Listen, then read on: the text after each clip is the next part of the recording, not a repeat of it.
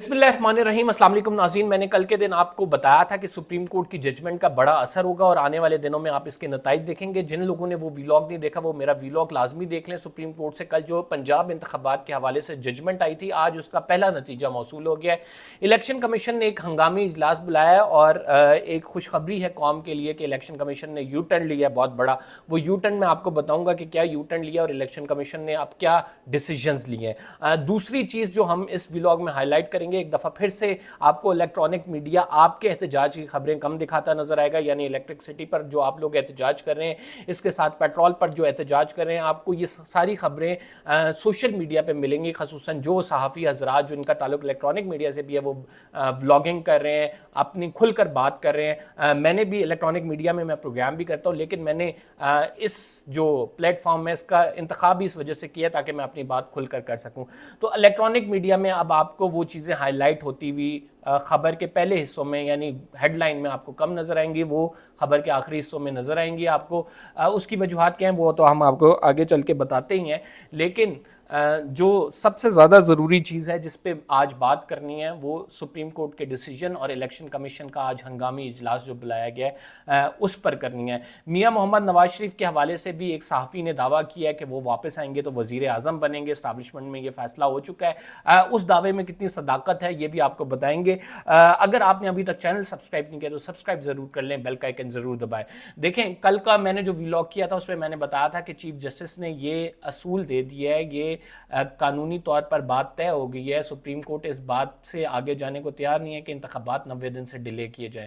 जिसने इंतखाबात 90 दिन से डिले किए उस पर तौहीन अदालत भी लग सकती है, सुप्रीम कोर्ट में ये चैलेंज भी हो सकता है और इस पर सुप्रीम कोर्ट आने वाले चीफ जस्टिस को मुतवक्के फैसले भी दे सकते हैं, क्योंकि आइन में बड़ा वाज़ेह तौर पर लिख दिया गया है कि 90 दिन से आगे इंतखाबात जाने की गुंजाइश नहीं है। स्पेशल सर्कमस्टांसेस में जा सकते हैं, लेकिन क्या उस स्पेशल सर्कमस्टांसेस का मुतहम्मिल मुल्क हो सकता है, क्योंकि डॉलर रोज़ाना ₹2 बढ़ रहा है। पेट्रोल का बम रात गिरा दिया गया और वो पेट्रोल का बम इतना शदीद था कि अब गरीब आवाम उसको जो है बर्दाश्त करने की सकत नहीं रखती। और ये खबरें आप टीवी चैनल्स पे आप देखेंगे कि पीछे को जाके यानी बुलेटिन के एंड में जाके कहीं नज़र आएंगी, शुरू में नहीं नज़र आएंगे।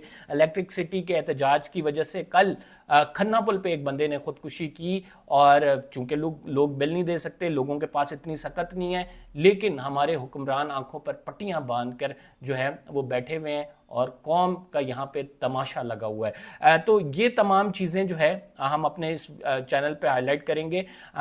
न्यूज़ चैनल को खसूसी तौर पर जो है वो राइट नाउ आप ये कह सकते हैं कि हदायत भी हैं और ख़ुद से भी उन्होंने पॉलिसी कुछ ये ड्राइव की है कि जो एहतजाज हैं उनको आखिर में ले गए, उन न्यूज़ को आखिर में ले गए, उतनी इनस्टेबिलिटी उन्होंने शो नहीं करनी। इस वजह से हम अपने इस चैनल पे हाईलाइट कर रहे हैं कि आपकी एहतजाज की खबरें, आपकी शटर डाउन हड़ताल की खबरें, आपकी इलेक्ट्रिसिटी के हवाले से बिल्स की खबरें, आपके पेट्रोल पे एहतजाज की खबरें आपको सोशल मीडिया पे ज़्यादा नज़र आएंगी। इलेक्ट्रॉनिक मीडिया चूँकि शुरू से कंट्रोल होता आया है, क्योंकि इलेक्ट्रॉनिक मीडिया बुरी तरह एक्सपोज हो गया, इस वजह से आपको वो खबरें नहीं देखने को मिलेंगी। लेकिन आवाम का एहतजाज जारी है। कल शटर डाउन मुकम्मल तौर पर हड़ताल रही, आज भी मुख्तलिफ शहरों में बिजली के बिलों पर एहतजाज हो रहा है। ताजिर बिरादरी मानने को तैयार नहीं है। वज़ीर आज़म ने सहाफ़ियों को बुलाकर एक इजलास में कहा है कि जो मर्जी हो इलेक्ट्रिसिटी के बिल तो देने पड़ेंगे।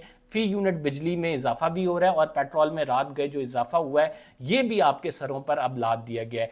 अब लेकिन अवाम का जो एहतजाज है उसका प्रेशर तो कहीं ना कहीं बनता नज़र आ रहा है। आप वो देख रहे हैं कि एक अवाम के एहतजाज का प्रेशर और एक सुप्रीम कोर्ट की जजमेंट का प्रेशर था, जिसकी वजह से इलेक्शन कमीशन ने आज एक हंगामी इजलास बुलाया और उस हंगामी इजलास में इलेक्शन कमीशन ने एक फ़ैसला लिया। वो फ़ैसला क्या लिया? 14 दिसंबर को इलेक्शन कमीशन ने हल्का बंदियाँ जो हैं वो आप ये कह सकते हैं कि उन कंप्लीट करनी थी, लेकिन अब वो हल्का बंदियों का टाइम जो है वो 30 नवंबर कर दिया गया है। यानी इलेक्शन कमीशन ने अपने यू टर्न में, जिसका उन्होंने जवाज़ ये बताया कि वो जो है वो उन्होंने सियासी जमातों से मुशावरत किया, मुख्तलिफ सियासी जमातों के वफ्द आए, उन्होंने इलेक्शन कमीशन को अपनी मारूज़ात से आगाह किया और इलेक्शन कमीशन उसके बाद इस नतीजे पर पहुंचा कि वो यू टर्न लेगा। 14 दिसंबर नहीं, अब 30 नवंबर को हल्का बंदियाँ यानी डिलिमिटेशन जिसे कहा जाता है वो मुकम्मल कर ली जाएंगी। तो अब नाज़रीन आप ये देख सकते हैं कि इलेक्शन कमीशन ने तो इसका जवाब दे दिया, लेकिन बहरहाल इसका जवाब ये है कि आपकी डूबती मईशत, इसके साथ आपकी सुप्रीम कोर्ट की जजमेंट, वो दोनों इस चीज़ पर असरअंदाज हुए हैं और अब بالآخر الیکشن کمیشن نے یہ فیصلہ کیا کہ 30 نومبر کو حلقہ بندیاں کمپلیٹ ہو کے نئی انتخابی تاریخ کا جلد از جلد اعلان کر دیا جائے گا. اور اس انتخابی تاریخ کو آپ متوقع کر سکتے ہیں کہ جنوری میں ہو سکتا ہے, کسی جنوری کی کوئی ڈیٹ آ جائے, پہلے فروری یا مارچ میں ایکسپیکٹ تھے. اب یہ دیکھنا ہے کہ ایک بیچ میں جو بڑی چیز آ رہی ہے جس کی وجہ سے معاملات ڈیلے ہو رہے ہیں, وہ نواز شریف کی واپسی کا معاملہ ہے. 16 انہوں نے جو اعلان کیا ہوا ہے آنے کا 16 تاریخ کا, اس میں کیا ڈیلے آئے گا یا نہیں آئے گا. اب تو وہ پکے ہیں کہ چیف جسٹس جیسے ہی جائیں گے نواز شریف صاحب آ جائیں گے اور ایک جو ہے وہ مہم کو باقاعدہ طور پر لیڈ کریں گے.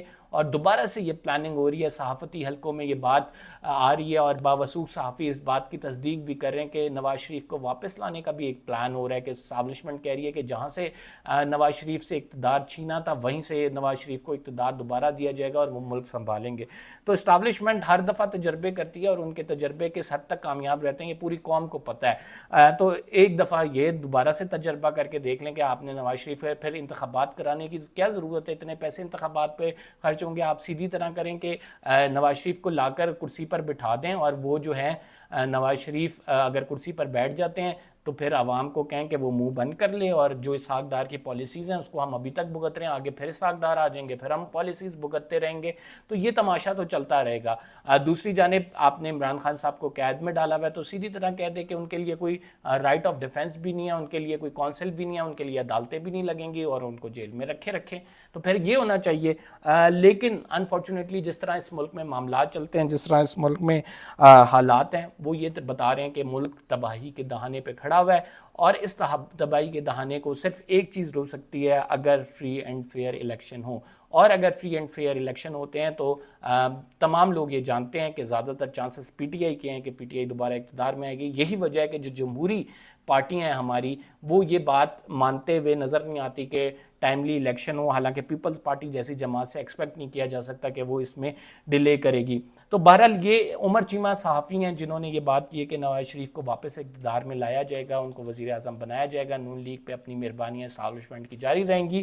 لیکن دوسری جانب جو ہے ملک کے حالات اور کچھ بتاتے ہیں, اور ملک کے حالات یہ بتاتے ہیں کہ عوام کا غم و غصہ جو ہے وہ مزید بڑھتا جا رہا ہے, اور عوام اس چیز کی متحمل نہیں ہو سکتی. آج چیف جسٹس آف پاکستان نے نیب کیس میں بھی امپورٹنٹ ریمارکس دیے ہیں, اور انہوں نے کہا ہے کہ لوگ جو باہر جا رہے ہیں, یہ اکنامک جو اپرچونٹیز ہیں وہ ختم ہوتی جا رہی ہیں ملک میں, اس وجہ سے باہر جا رہے ہیں. ادروائز لوگوں کا جانا باہر بنتا نہیں ہے, کیونکہ ہمارے ملک میں تمام تر ریسورسز موجود ہیں. نیب ترامیم کیس کا فیصلہ جو ہے چیف جسٹس جلد ریزرو کرنے والے ہیں. آج مخدوم علی خان کے دلائل مکمل ہو گئے ہیں, اور اس کے بعد جو ہے وہ چیف جسٹس 1 یا 2 ہیئرنگز اور ہوں گی, جس کے بعد یہ فیصلہ محفوظ کر لیں گے. جسٹس منصور علی شاہ یہ کہتے ہیں کہ اگر سپریم کورٹ, اگر پارلیمنٹ سے قانون سازی کی گئی ہے, سپریم کورٹ اس کو ریورس نہیں کر سکتی, انتظار کریں جب بالکل نئی حکومت آ جائے گی تو وہ خود اس کو ریورس کرے, ہم نہیں ریورس کر سکتے. جبکہ دیگر ججز جو ہیں وہ اس کے حامی نہیں ہیں. دیکھتے ہیں اس کا کیا فیصلہ آتا ہے, یہ بھی ایک امپورٹنٹ کیس ہے.